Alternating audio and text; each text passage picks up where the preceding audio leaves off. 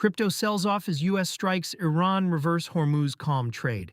U.S. forces struck Iran overnight after Iranian drones hit commercial ships in the Strait of Hormuz, according to a Wall Street Journal report posted late Wednesday. Oil jumped on the news. Crypto moved the other way, unwinding the rally that followed Secretary of State Marco Rubio's comments earlier this week about progress on the Hormuz standoff. Bitcoin trades at $74,377 as of May 28, 2026, down 2.0% over the past 24 hours and 4.6% on the week, according to live CoinMarketCap data. Ether is at $2,022, off 2.7% on the day and 5.6% on the week. Solana is at $82.52, 1.7%, XRP at 1.31, 1.7%, and BNB at 647.64, 1.5%. The Crypto Fear and Greed Index reads 34, back in fear territory. The trade that worked Monday no longer works. Earlier this week, crypto caught a sharp bid when Rubio cited progress on Iran around the Strait of Hormuz. And we covered that bounce in the Rubio-Hormuz progress note. The setup was straightforward. Lower geopolitical risk, lower oil, fewer reasons to discount risk assets. ETF flow data leaned the same way. Wednesday night reversed it.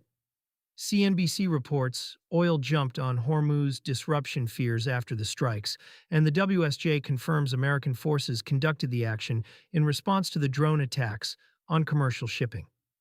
The same logic that lifted BTC and ETH 48 hours ago is now working against them.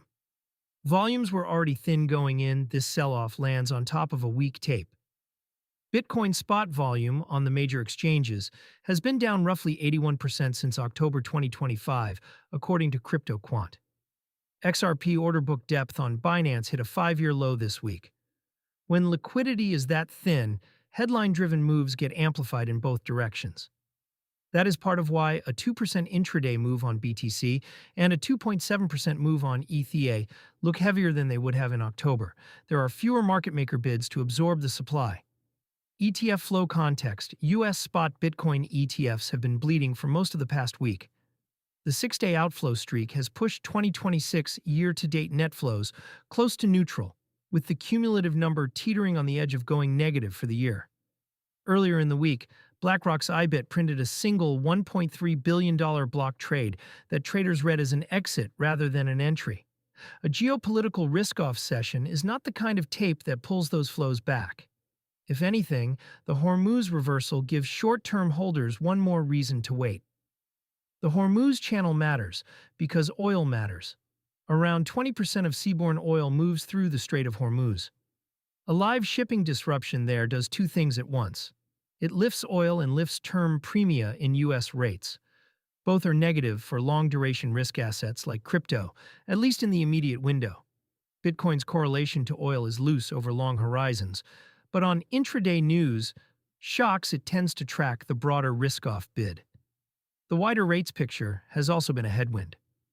We flagged earlier that Bitcoin's hard money thesis is running into 5% treasury yields, and another oil spike does not help that math. 3 reads from here, 3 concrete reads: whether the Strait of Hormuz disruption stays a one-session event or becomes a multi-day shipping story. The first determines whether this is noise. The second changes the rates path.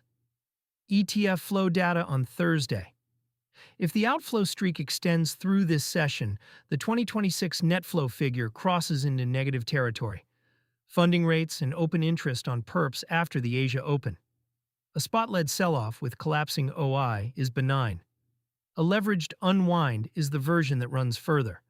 For card users and crypto spenders, the practical read is narrow. When stablecoin liquidity stays bid, Tether and USDC market caps did not flinch. And only volatile assets sell, the spending side of the stack keeps working. The cost basis on rewards balances denominated in BTC or ETH is what takes the hit.